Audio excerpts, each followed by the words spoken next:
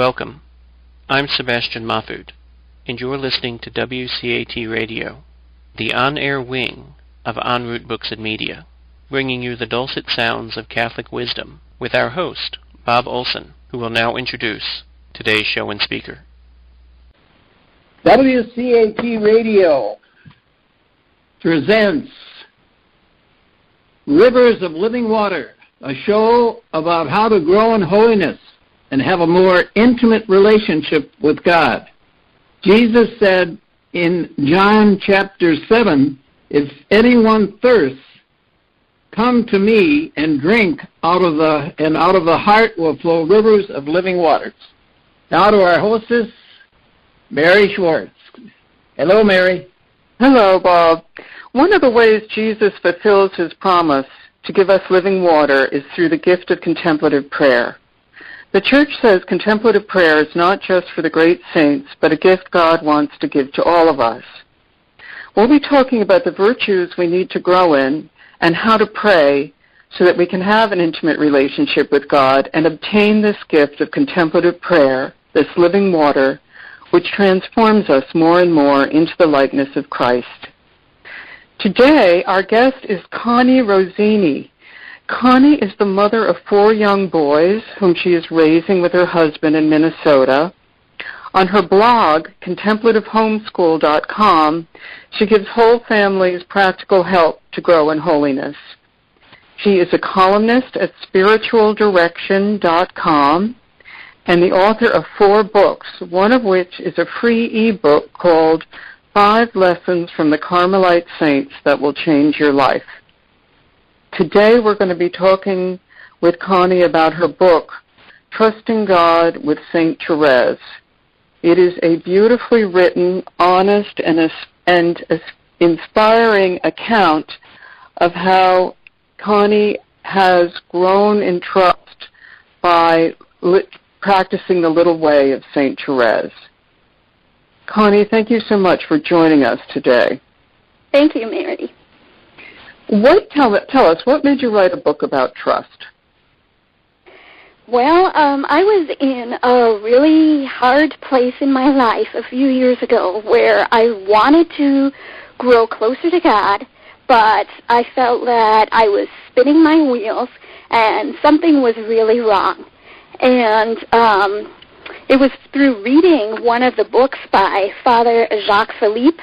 He wrote a book on St. Therese called The Way of Trust and Love, that I began to realize that what was keeping me from growing in my spiritual life was a lack of trust. So I decided to really focus on trust for a whole year of my life. And as I did that, I realized this was a message that I needed to share with other people. Yes, and I know Father Groeschel said that trust, that the prayer at the bottom of the image of divine mercy, Jesus, I trust in you, sums up the whole goal of the first part of the spiritual life, the whole task, I should say. Why is trust so important? Well, trust, our relationship with God is just that. It's a relationship, and we can't grow in love for anybody, even on a natural plane, unless we trust that person, because we won't be willing to give ourselves over to that person. So if we want to grow in intimacy with Christ, we have to trust that he has our best interests at heart, and that whatever is happening in our life, that he's not going to let us fall through the cracks, that he's still in control, and that even though we might be giving up control and we might not really know what's going on in our life, God is working it all for good. Connie, how would you define trust? Well, trust is really tied to the virtue of hope, but it's a special kind of hope. So not just trusting, hope we think of as trusting that God will bring me safely to heaven, and that's part of trust, but also believing that what is happening right now in my life is God is working that for my good, and that ultimately that will help me on my road to heaven. Now,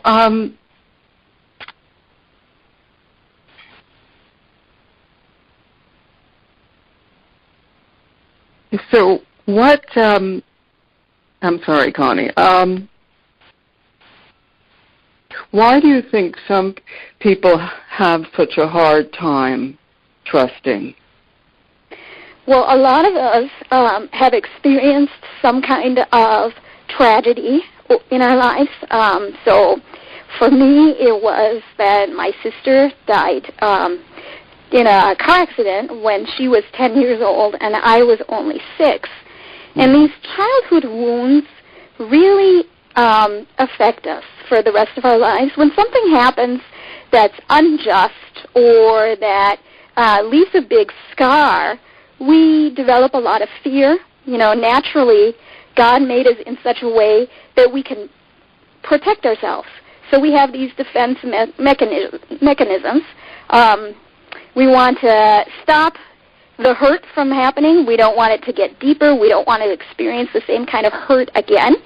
And so then we can really easily close in on ourselves and kind of keep everybody else out, including God, as a way of saying, okay, trying to convince ourselves that we've got everything under control so that we can convince ourselves that such a tragedy will never happen again.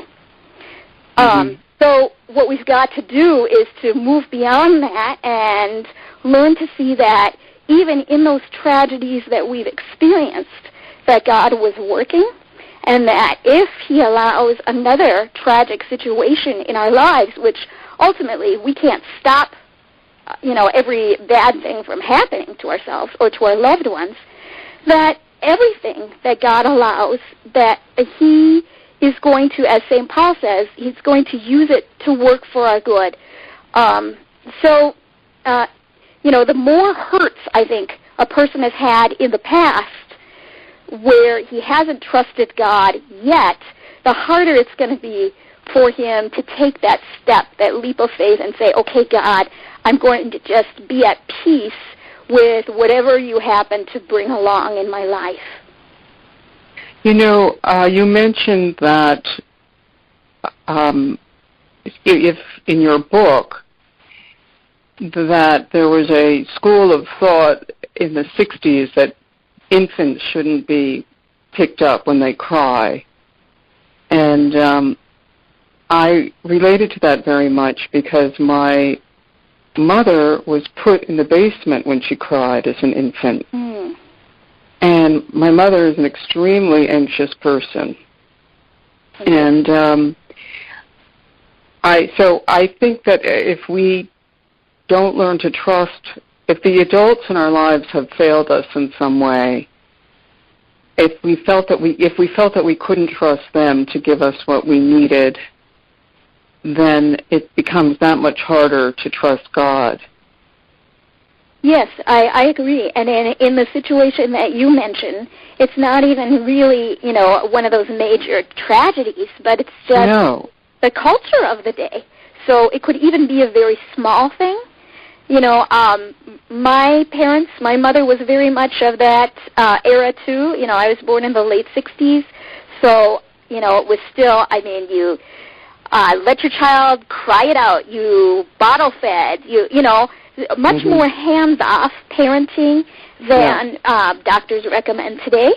And even though our parents may have been doing the very best they could for us and being very loving parents, that wasn't necessarily the best way to raise kids to be trusting. Yes. So how was it that you turned to St. Therese in trying to overcome your difficulties? Well, St. Therese has always been one of my favorite saints since I was a very small child. And I spent 17 years as secular Carmelite, so Therese is one of the doctors of the church from the Discalced Carmelite order. So I always had kind of a devotion to her. But it was really in reading, more about her, and there was one particular letter of hers that she wrote that I came across just a few years ago, and where she was talking about God in terms of a father that we could trust in. And I was so moved by what she said, it was at that moment that I realized this is what's missing from my spiritual life. This is why I am not at peace, even though I might know all the moral law, I might be practicing prayer every day. I'm still not at peace, and I'm not in a good place with God because I don't trust Him. And St. Therese, after reading how she really had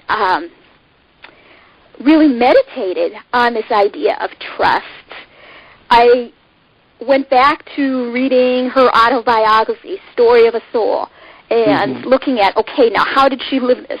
And I realized that her whole little way of spiritual childhood is really a way of trusting God. So I'm sort of reluctant to jump right away to this, but it's like jumping to the chase. But it's so good that. So tell us, what specifically did you learn from her little way that helped you to make progress in trust?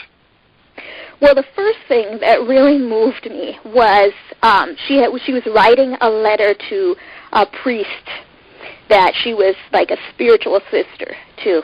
And she said, think of God as though He were a father. Then He had two sons, and His sons sinned against Him. And one of them was, just so ashamed that he couldn't even look his father in the face. And that's kind of how we usually react when we sin. But the other son came and threw his arms around his father's neck and said, Daddy, I'm so sorry. Please forgive me. And instead of punishing me, will you give me a kiss? And St. Therese said, the Father is so loving that He wouldn't refuse His Son. And so He gives us a kiss instead of punishment. And for me, one of the things I was really struggling with was the fact that I would make resolutions about how I was going to do better in my spiritual life, particularly at that time, how I was going to be a better mother to my kids, be more patient, not yell at them, discipline them, more justly and things like that. And every time I would, start out, I would pray, I would make resolutions, and then I'd fail. Day after day, I'd find myself screaming at my kids, because something went wrong. And when I did that, then I would feel really terrible, like I'm a terrible mom, I totally failed, I'm supposed to be this good Christian, I'm supposed to be, growing in my spiritual life, and all I'm doing is sinning. Right. And what St. Therese taught me... And do you think that made it worse, that it made you more upset? Yeah, absolutely. It became feeling like a failure made it harder to be patient and so on. Yes, instead of just being out of, angry at my kids, then I'd be angry at myself as well. And so I'd go the whole day then after that, just like inside not being at peace, feeling all agitated because I just felt like I totally blew it, and there's another day gone that I didn't do God's will. Right. So what St. Therese really, taught me, I began to put that into practice.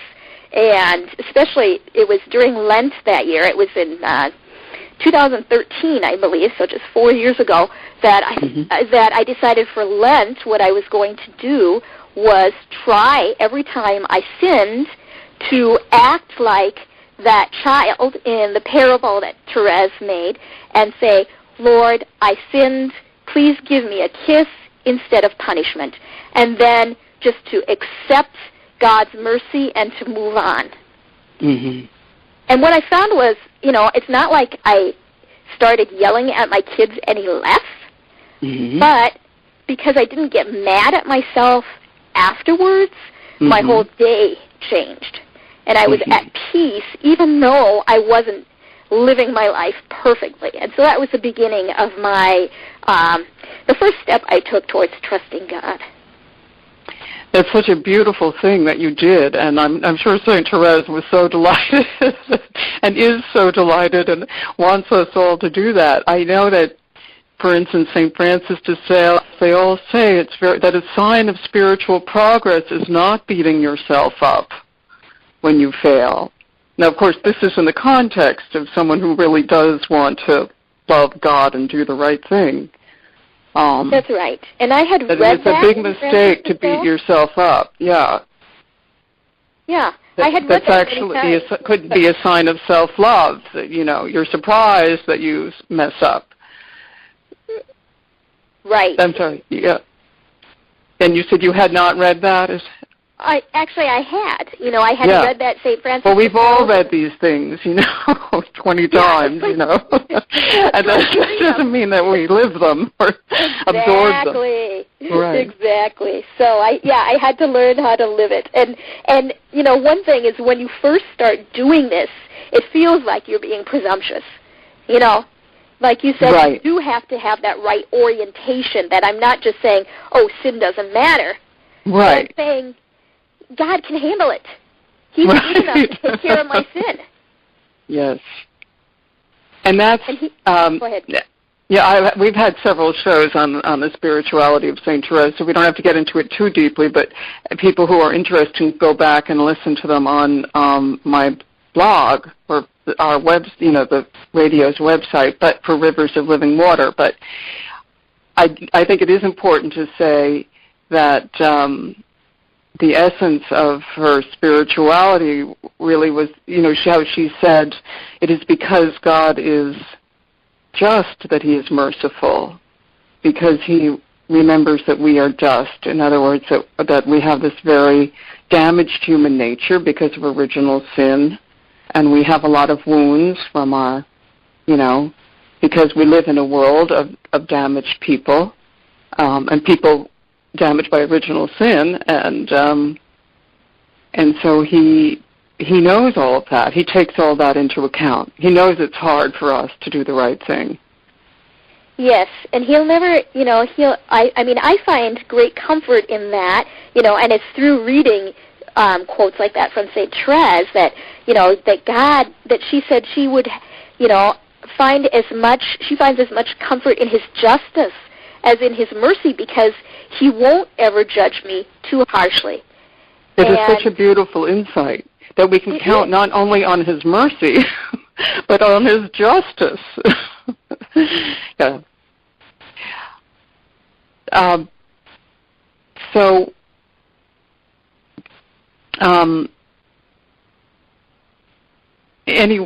Connie,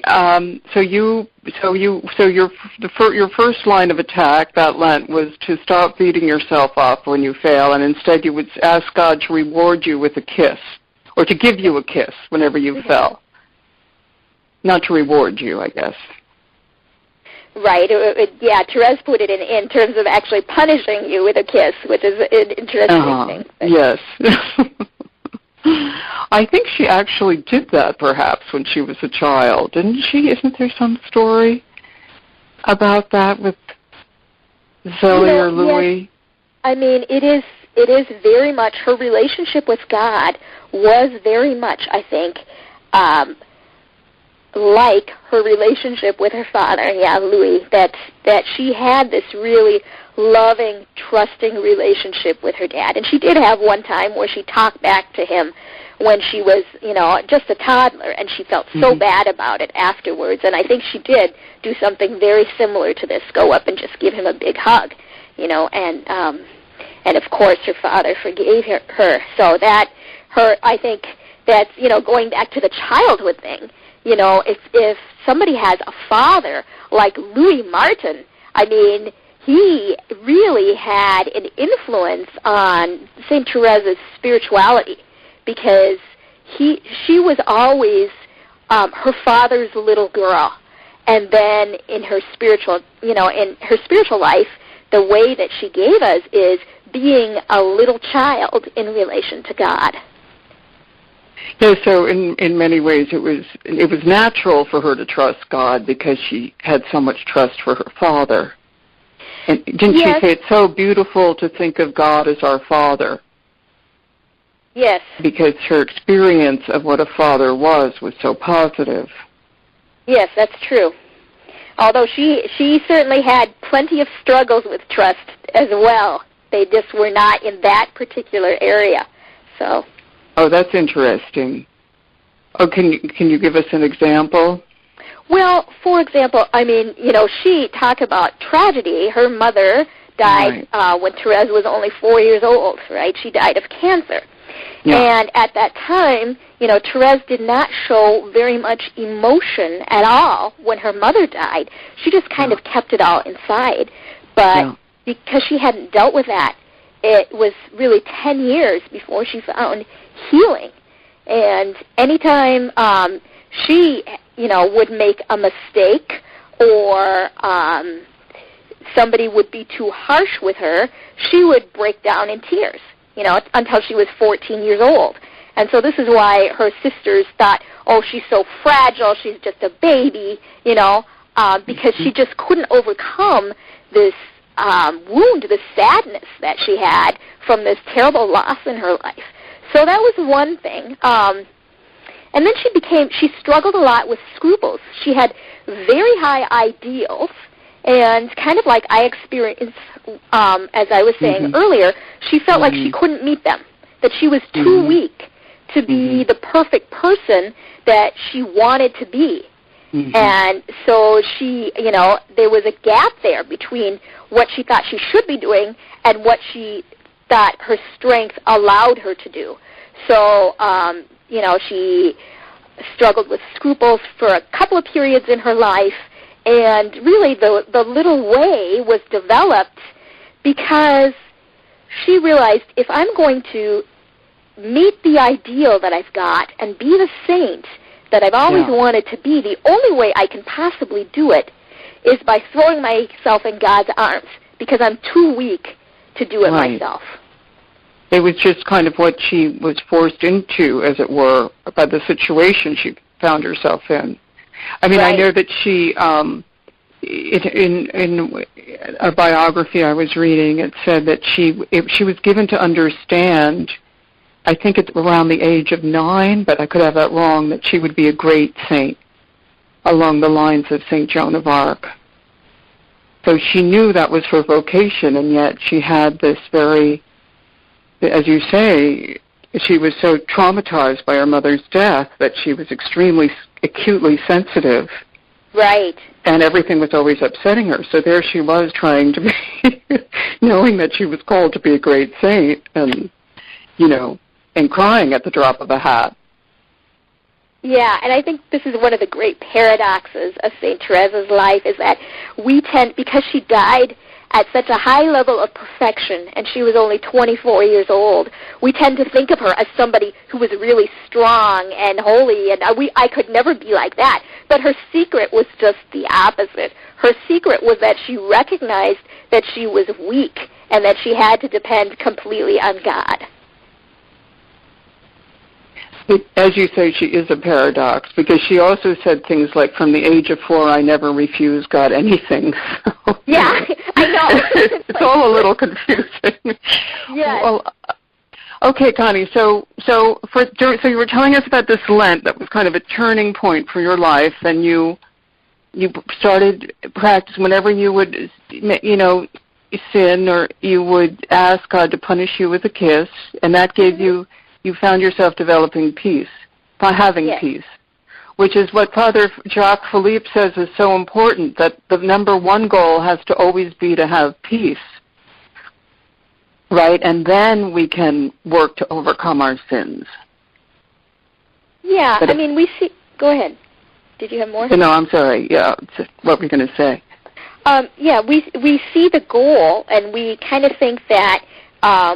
we get from here to the goal of perfect holiness just by our struggle, And, you started out by talking about, no, I guess we didn't talk about it yet, but we get to a point in the spiritual life where God more and more takes over, when we get to the state of contemplation, of infused prayer.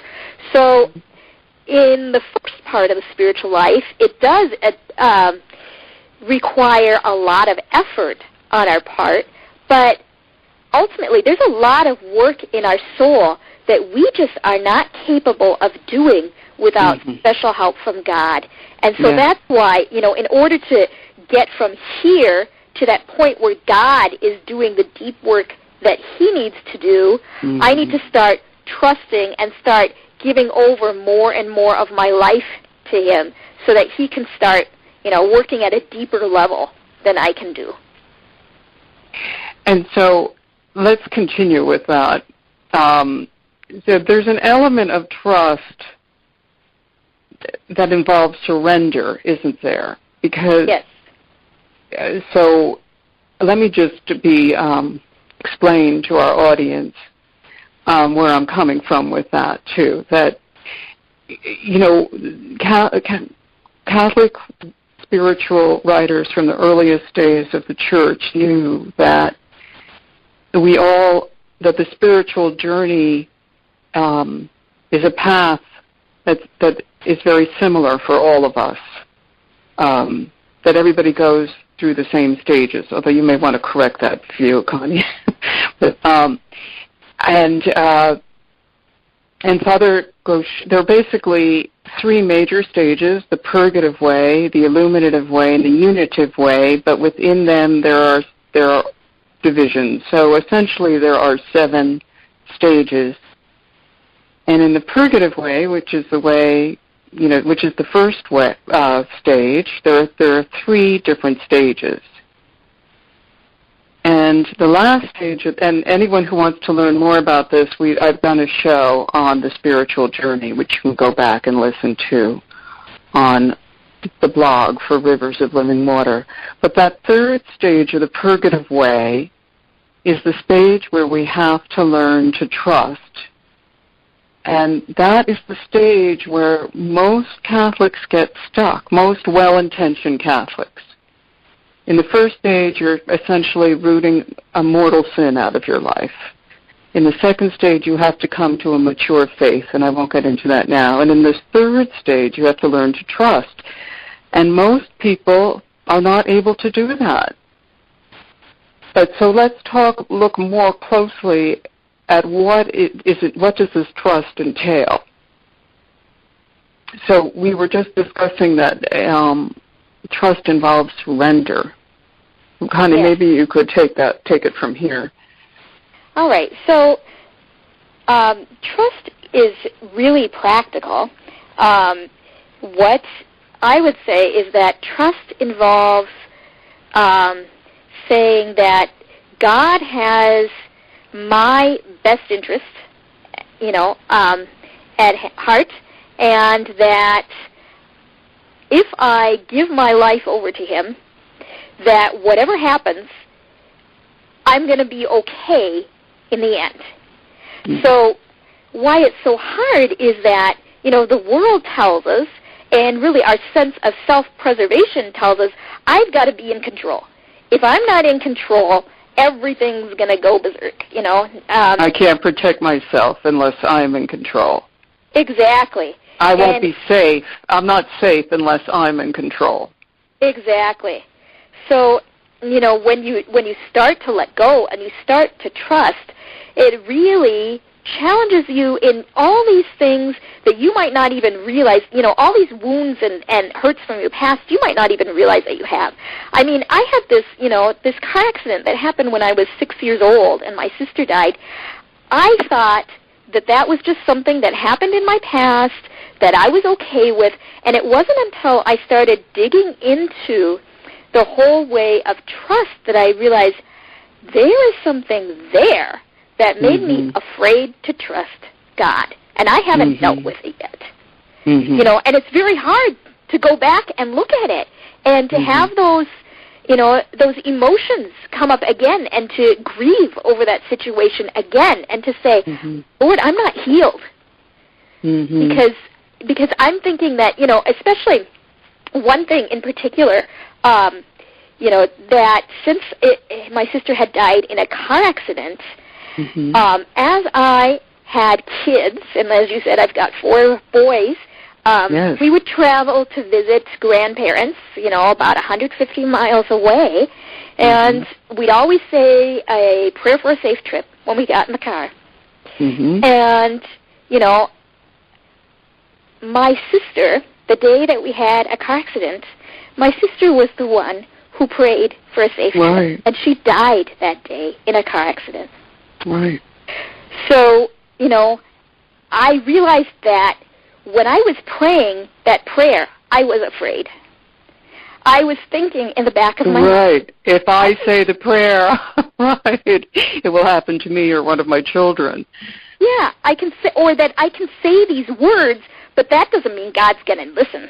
It's just words. I mean, because my sister did this and she died. Right. So I had to really deal with that and say, I can't control what, another driver is going to do on the road. Something could happen to us. Am I going to be always afraid? Or am I going to get past that and say, even if something tragic does happen to us, I can still rest in God's peace? So it is trusting partly that in the end it will be okay, right? That will be in that will be in heaven. That God will make everything right. Well, it's really believing in the resurrection, after the crucifixion. Right. Yes. Like your sister died. Your sister, it was this shocking, terrifying thing. That your sister, a car rolled over on her. Yes. When you were 6 years old and you were in the car. Yeah, I was sitting next to her. That's shocking and terrifying. So the only healing can really come from thinking that she's okay. Yes, right? And that, am I right about that? Yeah. Yeah, that she's okay. And I always believed that she was. I mean, that was the first thing when my mom told me that my sister had died, she said, we don't have to be sad. Terry's in heaven now. She can't suffer anymore. So that part of it, I actually always trusted that she was okay, but it was still like, God, why did she have to go through this in order to get there? Why couldn't she? Of course, yes. Right. Why couldn't she just live a long life and die in her sleep? Why a child who was innocent to a certain extent? I mean, she was 10 years old, so it wasn't like she never sinned. But someone who loved God and who was a good person, and brought so much joy to her family, and then had to suffer in this way in order to get to heaven. So then that brings the trust back to the present, not just in eternity, trusting that something good is going to come out of this, eons from now, or, after I die, but how can good come out of this right here and now? And so you think, so what was it that changed, do you think, in you? Well, first of all, you said, that you sort of had put your feelings about the whole thing on hold, on ice, because you felt that that was what you had to do. What do you think? I think when I began to explore it deeply, though I hadn't really been conscious of this, I think I really, underneath my nice, calm surface, I was thinking, God's not really trustworthy. Because I was thinking that if God... Right, because he let my sister die in a horrible way, right. Yeah, and my sister who prayed to him that day. We were going from a retreat. We had our whole family had been at a retreat for the celebrating the Sacred Heart, the Feast of the Sacred Heart, for the weekend, and then we were driving from Spokane, Washington, to South Bend, Indiana, to attend the Catholic Charismatic Conference. So it was like from one religious event to another. My sister prayed for a safe trip, and then boom, she died very painfully and tragically. So it's like, even if I am doing all the right things, I think all those years in between, I tried to convince myself, if I follow God, if I do all the right things, if I am careful and make good decisions, nothing bad will happen to me or those I love. And I had to face the fact that that's a lie. that bad things do happen. It wasn't because of something my parents did or didn't do that my sister died. It wasn't something that my sister did or didn't do that she died. It was an accident. Those things happen. And nobody was necessarily at fault, but, neither was God. It wasn't like it was outside God's control. God was still in control. Right. So do you feel like you what you had to do was accept that God had allowed that to happen? Yes, to accept it, and to accept, one thing that I looked at, one book that I talk about in my book is the, I can't think of his name right now, the gentleman who was in, a Nazi prison camp. And yes, he wrote I know. He wrote a very famous book about it on a secular level, about his experiences and about how it wasn't the one, how, when it's the man's search for meaning. Viktor Frankl. That's right. So, I'm 60, so you have to be careful asking me for titles. Okay. So he had said that, that the difference between those people who survived the concentration camp and those who didn't was that the ones who survived found meaning in their suffering. Yes. And what I recognize is that we can, that God promises to bring good out of all of our suffering if we love Him. But it doesn't just have to be in the distant future or in eternity. God can bring good out of your suffering right now by changing your heart right now.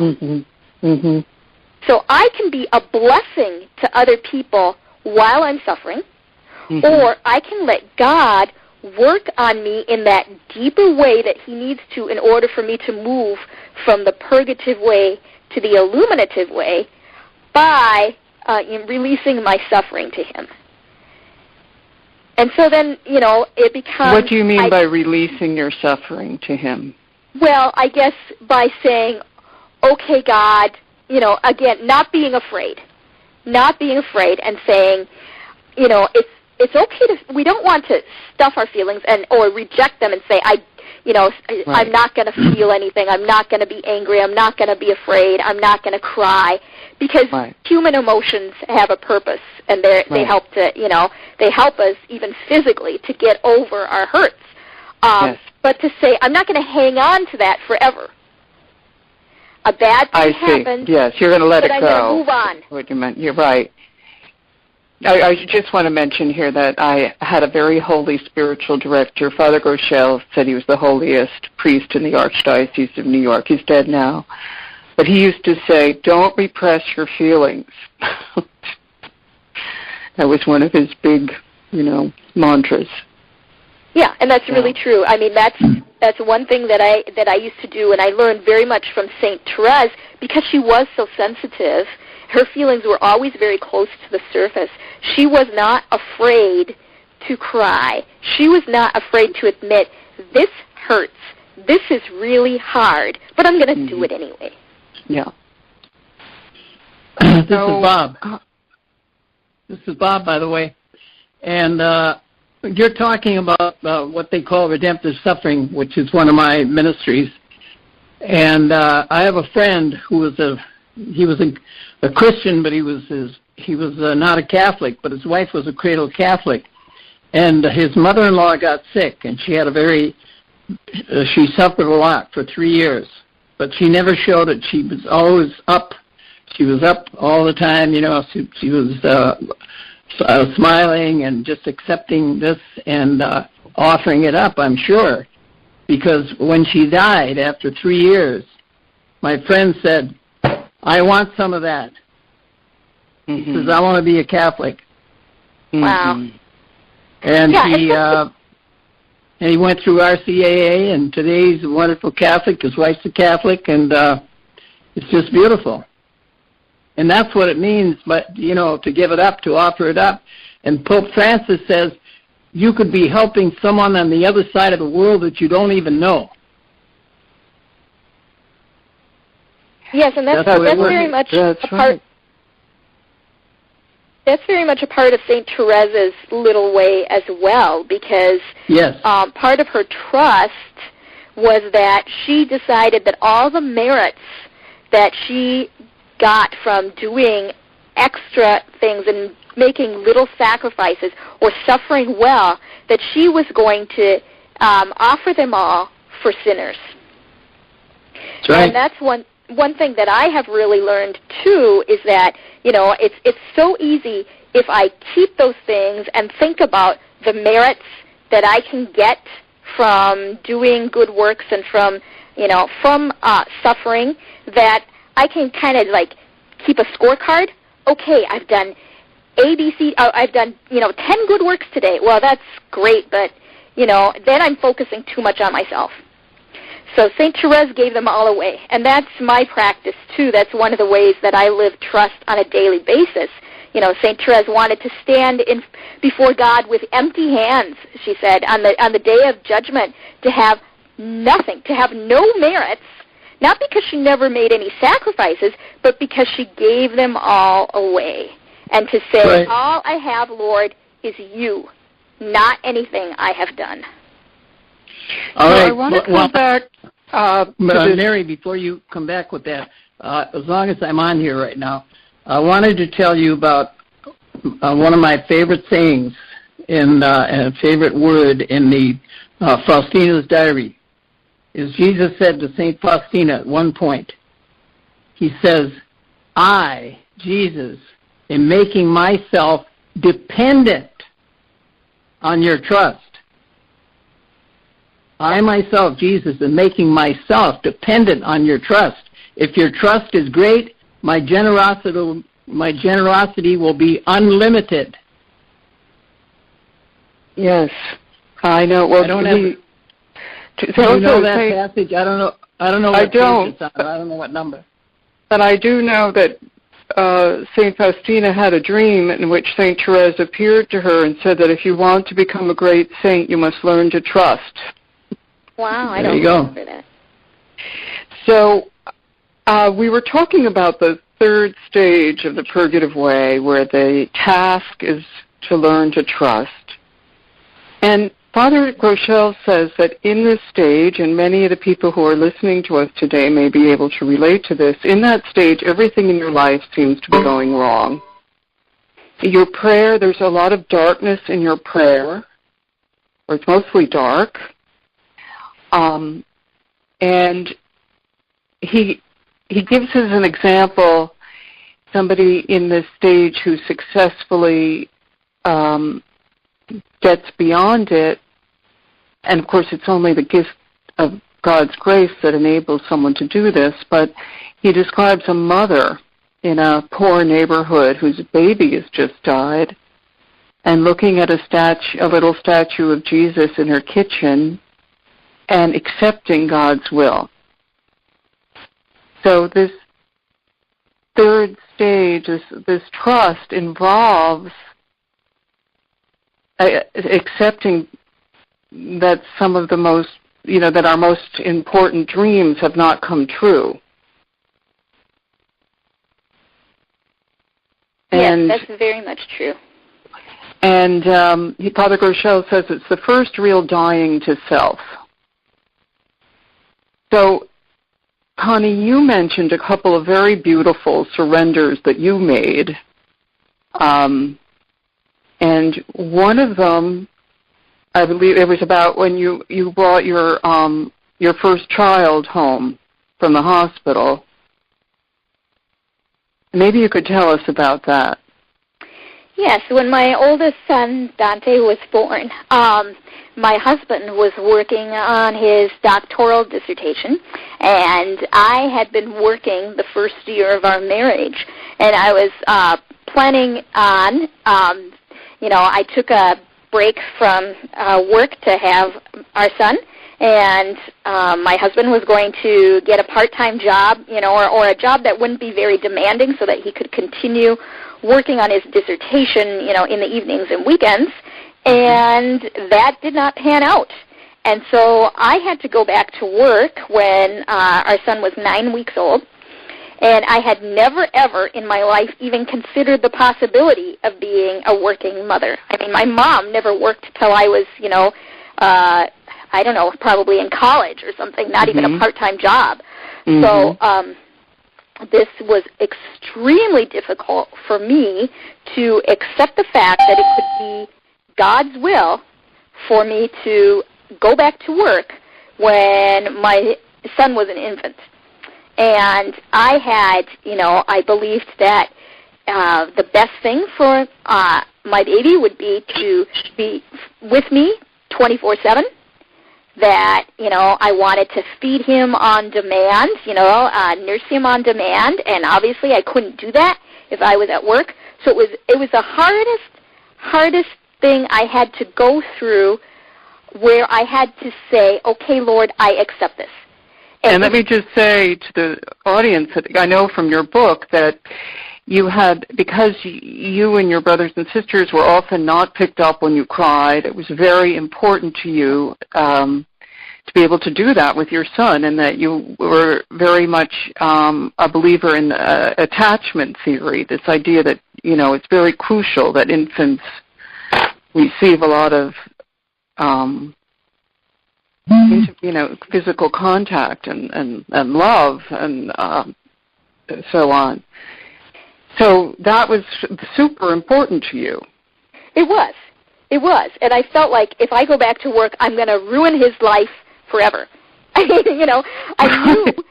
It sounds kind of silly from this. No, it doesn't.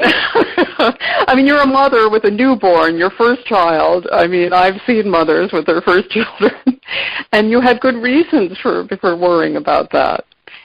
Well, because I knew that, that the way that my mother had parented me affected me adversely in some ways, and I had always been, when I saw, I have many younger siblings, so when I had always been bothered by the fact that she would leave them in their cribs crying, and I, as the older sister, would always want to go and comfort the baby. I couldn't stand that, to have a baby there crying and nobody comforting it. And that's kind of the vision that I had of what's going to happen when I'm not home. Right. And here, it's like I feel like I've been wounded from the parenting style that my mom had, although she had good intentions, and now I am being put in a position where I have to have that same parenting style. So I'm going to wound my child. Yes. Yes. And what happened? I mean, what did you do? So so there you were. Your husband was saying he was going to stay home, and you were going to keep working. That's right. So, he was going to look for a job, but in the meantime, he would take care of Dante, the baby, and I'd go back to work. And we hoped it would just be a couple of weeks. It ended up being 7 months before he found a job. So, at first, every day was really hard for me, and I just prayed and prayed, Lord, I don't want to be bitter toward my husband, especially. I didn't want this to be something where it really hurt my relationship with my husband. And I started reading Abandonment to Divine Providence by Jean-Pierre de Caussade. And, what I recognized was that I needed to accept that this was at least part of God's permissive will for me. That what the ideal was didn't matter. The fact was, in the here and now, I could not live the ideal. And that was okay. God could take care of it. God could take care of my son. God could take care of me and our whole family, even though we could not live what I really believed was the best way to live. And, I just got... and you accepted it. You accepted that it was that God was at least allowing this to happen. Right. And therefore you had to accept it. He says, my yoke is easy and my burden is light. And I just, one day I prayed to him. I said, Lord, you said your yoke is easy and your burden is light. This isn't easy. This isn't light. And I realized, I felt like he was saying back to me, it's my burden that's easy and light. And my burden is not the one that you're trying to carry right now. And I'm like, oops.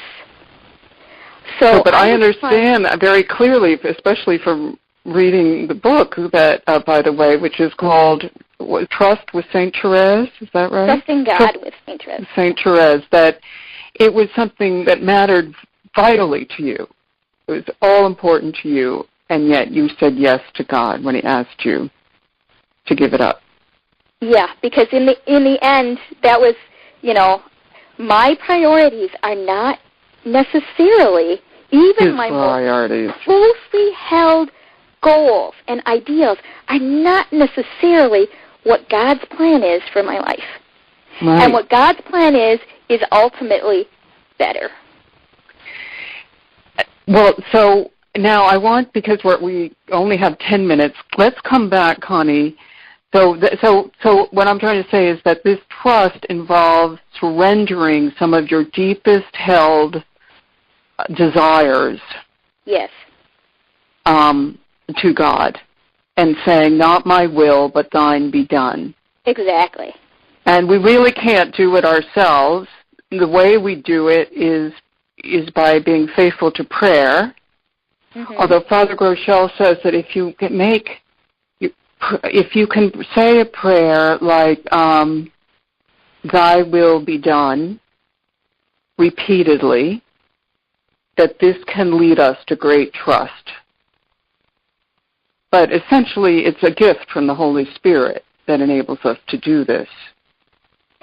But he did say that it can be very, very helpful to make these little prayers of trust. We can pray, thy will be done on earth as it is in heaven. And he says that if we persevere in prayer in general and in this prayer, that eventually God will give us the grace to do this.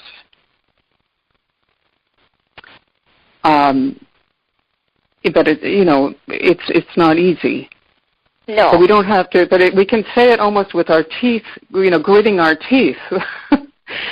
And by the way, I strongly recommend this book, Abandonment to Divine Providence, and a book that teaches it's the same teaching, but in a more simple literary style, called Trustful Surrender to Divine Providence. Either of those two books are very, very helpful for making progress in spiritual life. So trust is not trusting that God is going to give us our plan, right? Right. It's trusting in his plan.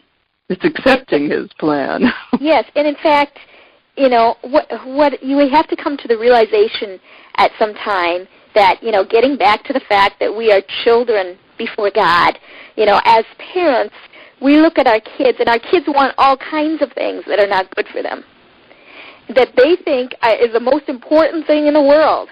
And we, having more experience and hopefully more wisdom, realize, no, that would not be good for you. And so we don't give it to them. Right. And God is the same way. Compared to God, we are little children. And so sometimes what we want most is something that is not ultimately good for us. And we have to, I think that if we don't find ourselves having to give up a lot of our goals and our plans, then, I would be a little bit worried about your Right. relationship with God. Then you're probably not on the spiritual journey. That's right.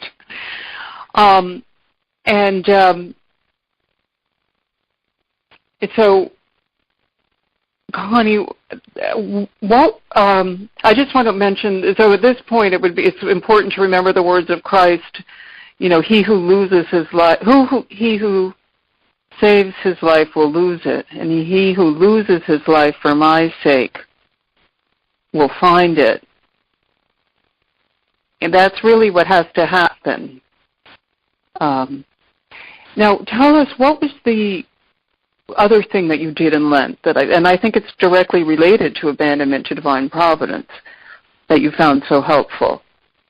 Well, I started saying, just like you were saying that Father Groeschel had suggested saying little prayers throughout the day. You know, I took that phrase as St. Faustina's, Jesus, I trust in you.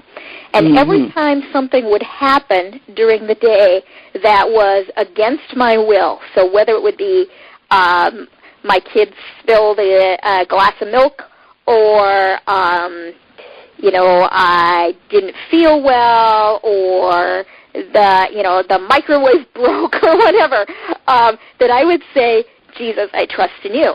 Every time I was too tired, anything that went against my will, I would just say, Jesus, I trust in you, and just kind of picture that, that icon of right. The image of divine mercy. The image of divine mercy, exactly. And that really helped me, all throughout the day to be turning back to trust. And it, of course, at the beginning, my kids got sick of hearing it. I mean, I would say it out loud, and they would kind of like roll their eyes, like, "Oh, Mom's saying that again,"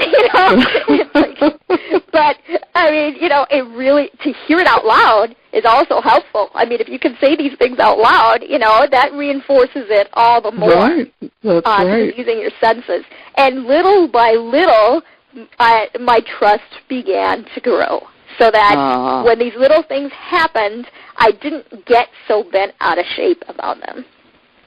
Now let me ask you something that I personally found very interesting. You say in your book, I was saying that there are these stages that we all have to go through, and Father Groeschel's written beautiful books about this.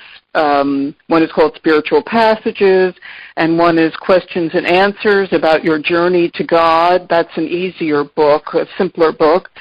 Connie, you say that you can be in more than one stage at one time, or that we don't necessarily go through them in a specific order? Well, yes and no. Okay.